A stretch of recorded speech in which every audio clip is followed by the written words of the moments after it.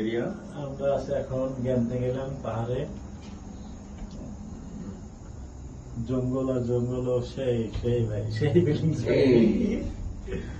তুই তো কয়েছে লোকজন আয় না, তাহলে এই যে রাস্তাটা বানাইতেছি বানের তো লোকজন আইতেছি এটা তো পরিচালনা করে কারেন্টের লাইনম্যান যেছে সেই সেই ভাই কি বাংলাদেশি? ও কোন জায়গা ভাই বাড়ি? বাড়ি কোন জায়গায় বাংলাদেশ? আমি রংপুর। রংপুর। ঠিক আছে।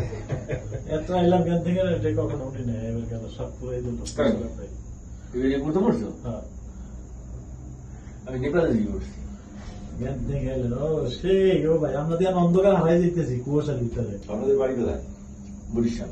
ও বরিশাল। আমরা এখন কুয়াশার ভিতরে হারাই যেতেছি আস্তে আস্তে। ও এই যে রাস্তা, পাহাড়ের একবারে চলে উঠলাম। রাস্তা করছি তো অনেক খারাপ হয়ে উঠতেছে, কুয়াশার কারণে ভালো দেখা যাচ্ছে না। একবারে আমরা পাহাড়ে উঠে গেছি, পাহাড়ের ম্যাগের উপরে আছি এখন, ম্যাগের উপরে। এটাই তো সবচেয়ে মানে উঁচা পাহাড় মানে রাশিয়ার ভিতরে, এশিয়ার ভিতরে সবচেয়ে উঁচু। তাই অনেক সুন্দর পরিবেশটা অনেক এশিয়ার সুন্দর। মধ্যে এশিয়ার মধ্যে তো এটা এগে Wow, very nice. Now the feeling is নেপালের উপরে তো নাই কোনো নেপালের সবচেয়ে বেশি। না না, নেপালটা আলাদা একটা ইয়ার, এইটা গ্যান্টিংটা আলাদা।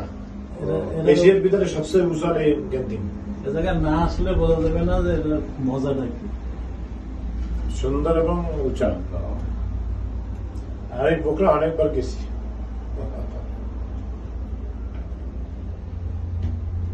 এরকমই করছে, নেপালটা এরকম করছে। Wow, very nice. শীত এখন মানে উপরে কুয়াশা। আরো কত দূর ভাই? এই তো আর পুরো 5-7 মিনিট লাগবে মনে হয়। আরো 5-7 এই শব্দ রাখা নাই? মিনিটের মতো লাগবে।